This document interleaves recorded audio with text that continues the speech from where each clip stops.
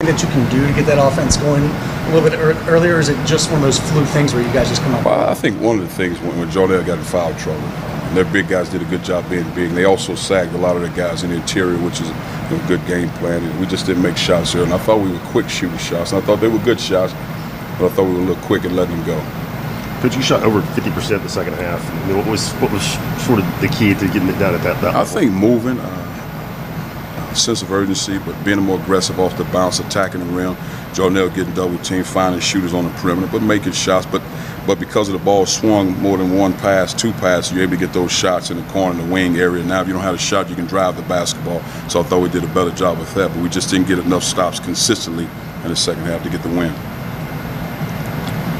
How much more prepared is Antonio to, not health-wise, but just knowing, if you want to call a play from the sidelines, how much closer is he to be? Well, what we did, we'll give him, 5 or 6 plays. So he called it from the side. He understands these sets. I mean, he's been around practice, but there are probably 5 or 6 core plays that he knows he can call himself. Anything else, I'll call it. But I won't call it anything if he hadn't been in the practice. And that might be different if Darius is in the game, because Darius has been there, and I'll call action of Darius because he understands those situations. Are you glad to be back home? Is that a little bit more of a relief for you guys to be in a familiar environment?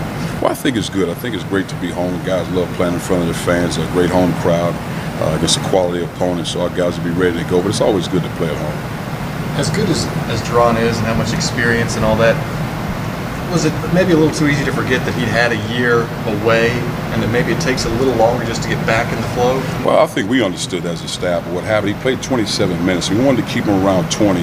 But what happened when Jornell got in foul trouble in the first half, you need an experienced guy that make things flow around the rim, even though he didn't get a lot of offensive production as far as scoring.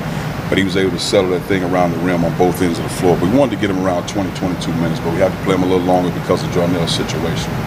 Have you talked to Jornell and those guys about trying to avoid fouls now with the new foul calling? I know you want to play aggressive, but do you feel like you have to change up a little bit now that you've actually seen in-game action? Well, I don't think so. I just think you have to play hard. I don't think you can stop playing hard. Playing hard and moving your feet, arm's length defense. I didn't think the officiating was bad.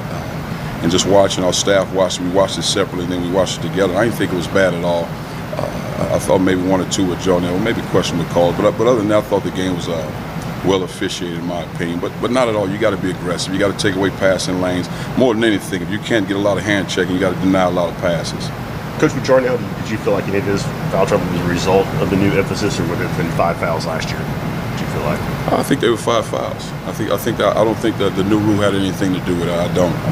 I think with Jornell, he just has to play aggressive. He can't be passive. He can't worry about how the game's officiated. He has to be aggressive and assertive. Were they doing anything to take away Jordan, or did Jordan just sort of take himself away? It seemed like he didn't get going until a little bit later. Well, I think with the game plan with Jordan, up on Jordan, they had 2 or 3 guys that were non-shooters or questionable shooters. They were sagging in the lane. That's why Josh Richardson, who's improved his three-point shot, made those 3-point baskets. But with Jordan, they were up on him. But what happened, he had to move a little bit better. We had to screen a little bit better for him. But again, when you had Jornell out there, things able to flow because you can get the ball inside. When they double him, now you can find shooters. You got a chance to talk to Jornell obviously after the game. You said he was a little frustrated. I guess kind of what was his mindset? After watching film with him, what's his mindset heading into this game?